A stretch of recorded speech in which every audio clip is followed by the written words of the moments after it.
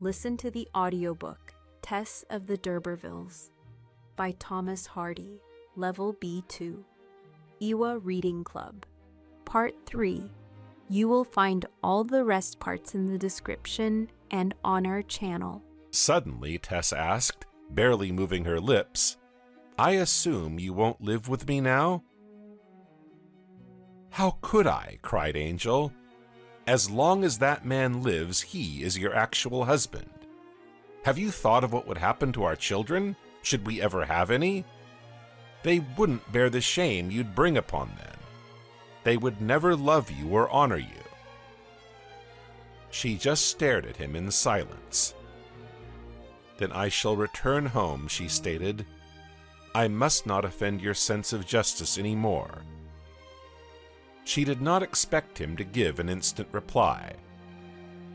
"You're right," he said firmly, though his face was deathly pale and his voice stiff.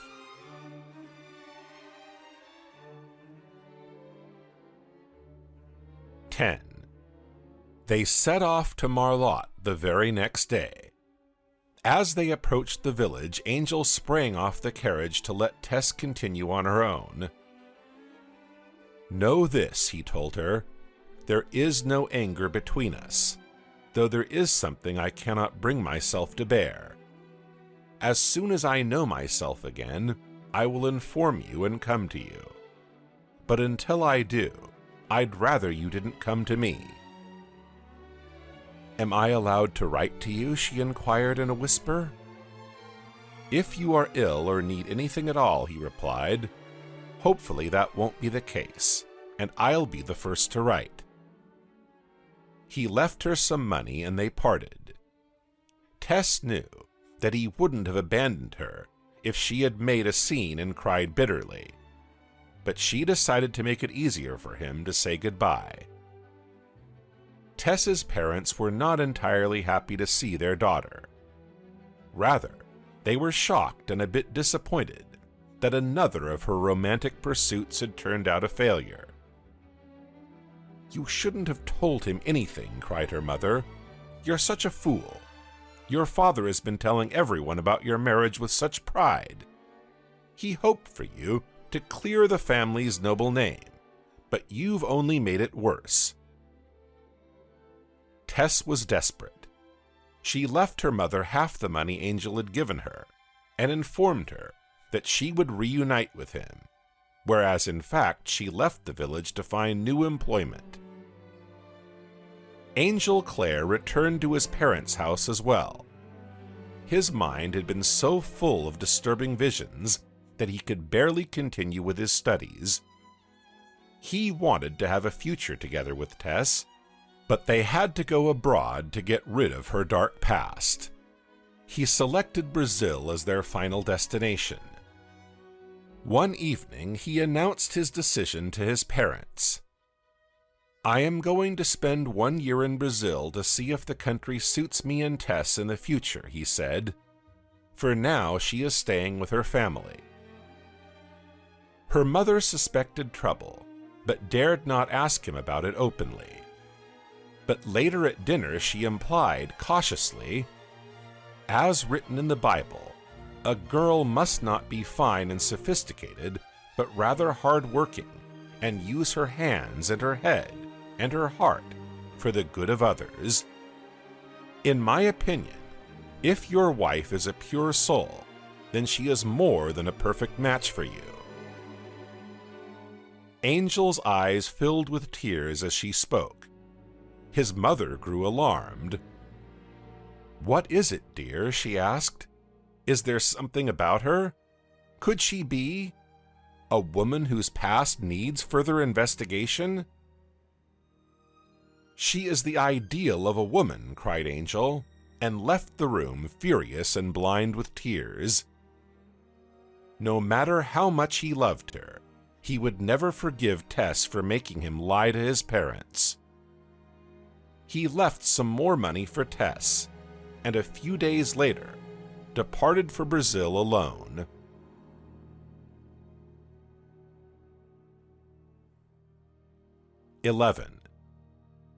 Tess struggled through spring and summer, finding occasional jobs on different dairy farms.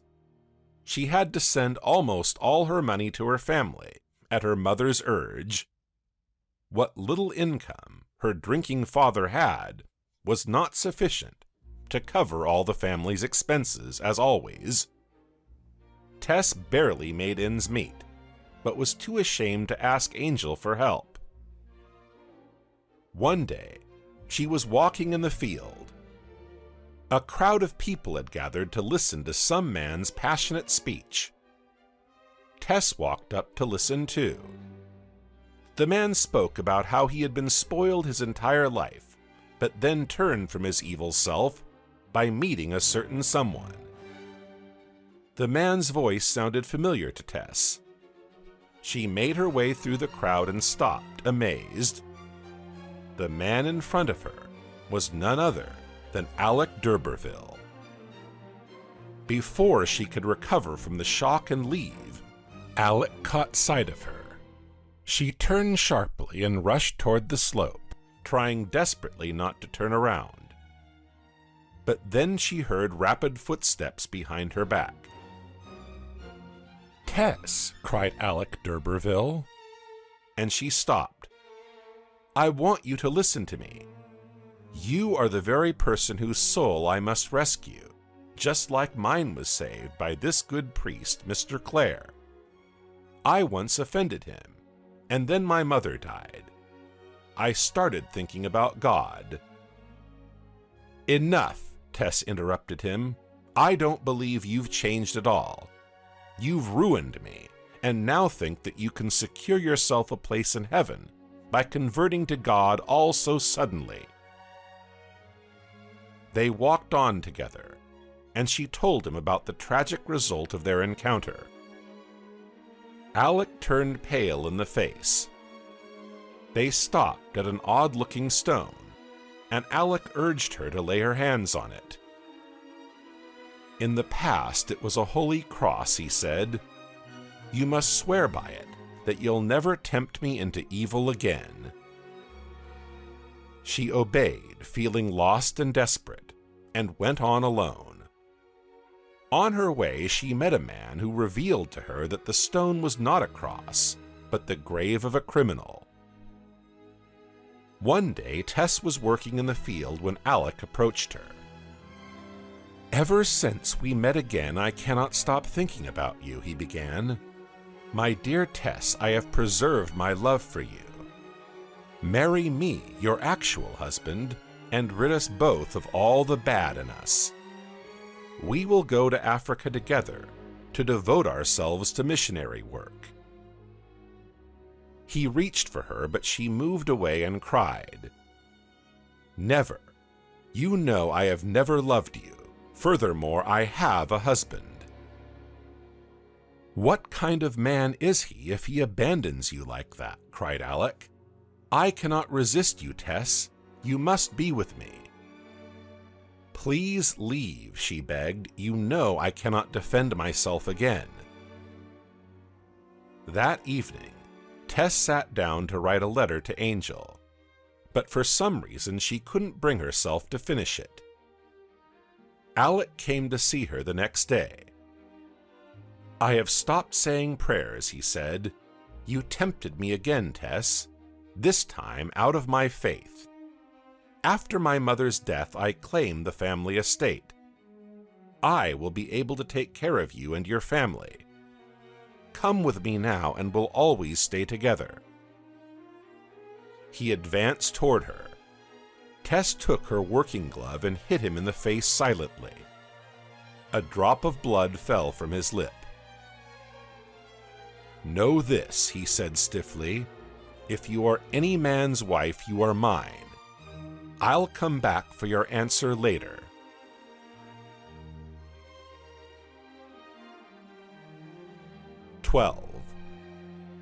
At night, she composed a passionate letter to her husband. In it, she declared her love for him and confessed that she had been exposed to temptation again after meeting Alec.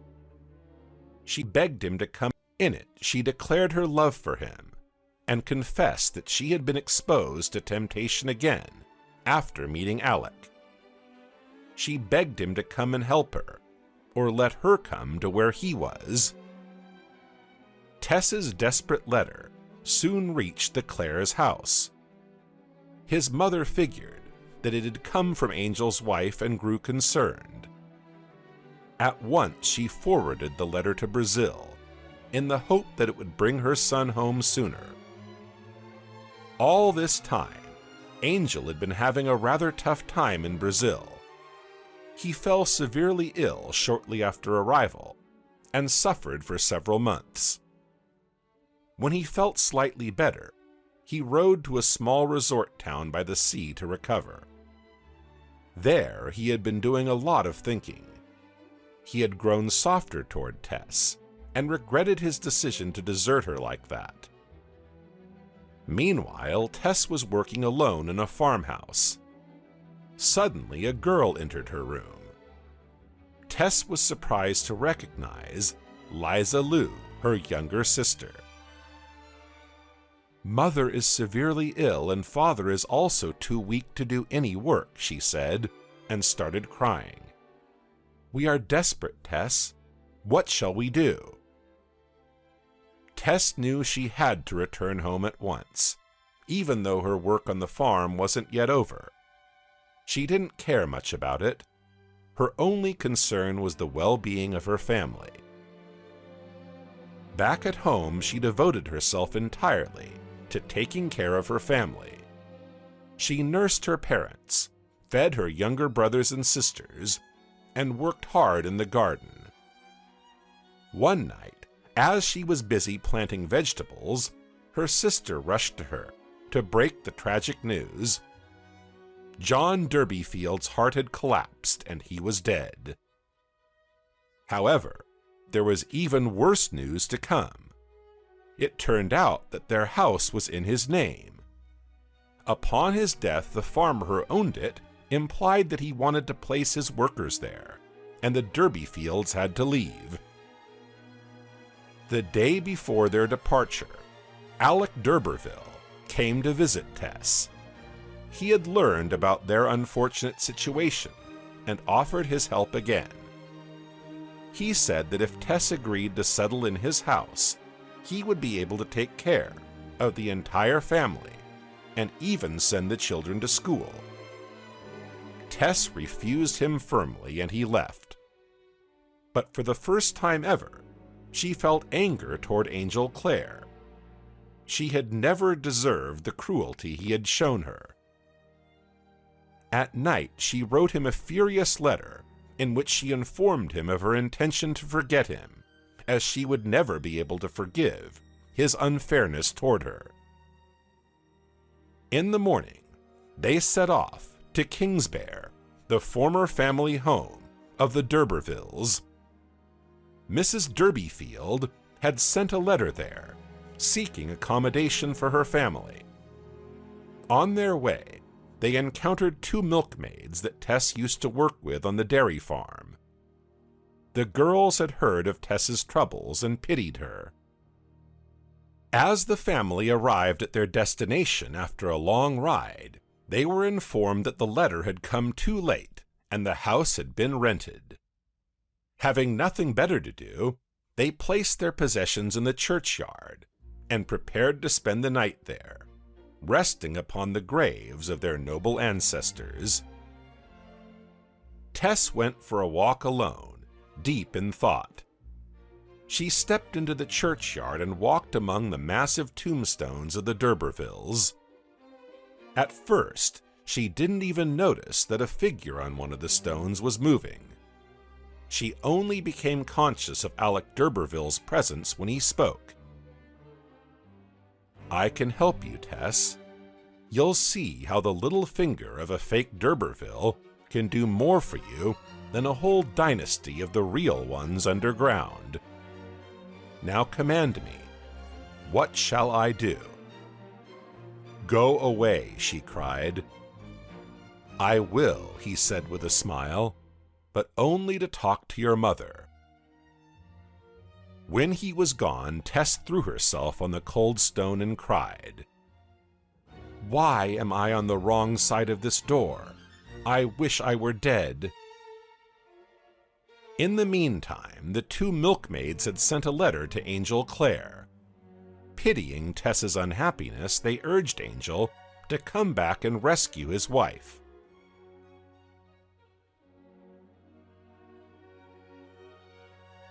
"13. The evening was dark and cold. Mrs. Clare was mad with worry. Angel was to return any minute now.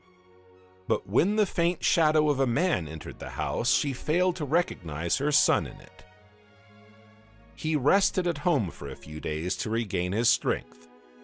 He finally read the angry letter Tess had sent to him and grew anxious at once. What if she really wouldn't find the courage in herself to forgive him? "Don't be too worried over a simple country girl's judgment," his mother comforted him. "She is no country girl," objected Angel, and finally revealed the secret of Tess's noble origin to his family. Then he wrote a letter to Marlotte, informing the Derbyfields of his return. Some time later, he received a response from Mrs. Derbyfield. "Tess is temporarily away from me, though I do not have the right to tell you where she is," the letter said. "Our family has left Marlotte." Angel decided he could no longer delay his meeting with Tess. He asked his father if Tess had ever required any money he had left for her. When Mr. Clare answered in the negative, Angel realized she could not swallow her pride, despite her tough circumstances. From his occasional remarks, his parents figured out the actual cause of his separation from Tess and urged him to be kind to her. Just before he set off in search of his wife, he received the letter from the two milkmaids. Angel found Mrs. Derbyfield and her children in a small house in Shaston. Angel found Mrs. Derbyfield and her children in a small house in Shaston. He begged her to tell him where Tess was, and after a long hesitation, Mrs. Derbyfield gave in. She told him that her daughter had settled at Sandbourne, and he departed immediately. He was surprised to discover that Sandbourne was a rather fashionable town occupied by wealthy families.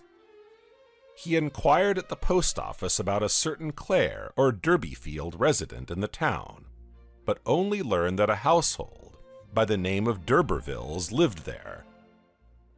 He arrived at the house and was amazed by its magnificent appearance and style. He knocked on the front door. After a while, Tess opened it. She stood in front of him, dressed in expensive clothes. Even though she never adopted his name, he was very glad to see her. "Tess," he cried, and his voice broke with emotion. "I was a fool to not see you as you were. Forgive me, my love, and come with me. You are welcome at my parents' house." "It's too late, Angel," she cried, and stepped back from him. "Leave." "Why, don't you love me anymore?" he asked. "It's not that," she objected. "I waited for you and wrote letters to you, but you never came. Eventually, Alec persuaded me that you'd deserted me forever. He promised to take care of my family, and even though I hate him, he has won me back." Angel just stood there and stared at her. It was not long before he realized his dear Tess had spiritually stopped recognizing the body before him as hers. Her soul would remain true to him forever, but what was happening to her body concerned her very little. When he regained consciousness, he saw that Tess was gone. He left the house not knowing where he was headed.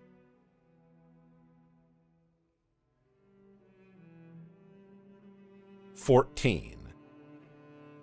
Mrs. Brooks, the landlady of the D'Urberville estate, was passing by Alec's bedroom when she heard screaming coming from behind the door. "You made me believe he would never return," cried Tess bitterly. Mrs. Brooks looked into the keyhole to see her face all covered in tears. "You have taken him away from me a second time and ruined everything." There came a few sharper words from the man, then a sudden crash and silence. Mrs. Brooks ran downstairs hurriedly. Later, she saw Tess rushing out of the main gate. Then, she noticed a large red mark spreading slowly across the ceiling and grew alarmed. Together with a servant, they rushed to Alec's bedroom and broke down the door. Alec lay very still in his bed with a breakfast knife in his heart. It wasn't long before the entire town knew of the murder committed by Alec D'Urberville's wife. Angel was walking along the railroad toward the train station, meaning to leave as soon as possible. At some point, he felt the urge to turn around and saw his wife running after him. Tess was pale and breathless and seemed desperate. With no questions asked, he led her away from the road to hide from unwanted eyes and let her catch her breath. Then she finally spoke. "I killed Alec. Somehow I felt that I owed it to you and to myself. I never loved him, nor could I bear a single moment away from you. I do not blame you at all. But tell me, do you still love me?" He held her tight in his arms and replied firmly, "I do love you, and I mean to defend you now, my dear Tess." They walked many miles away from the town and took shelter in an abandoned house in the country where nobody would find them.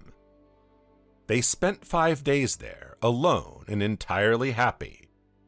Neither of them mentioned the tragic events, and they enjoyed the illusion of absolute peace.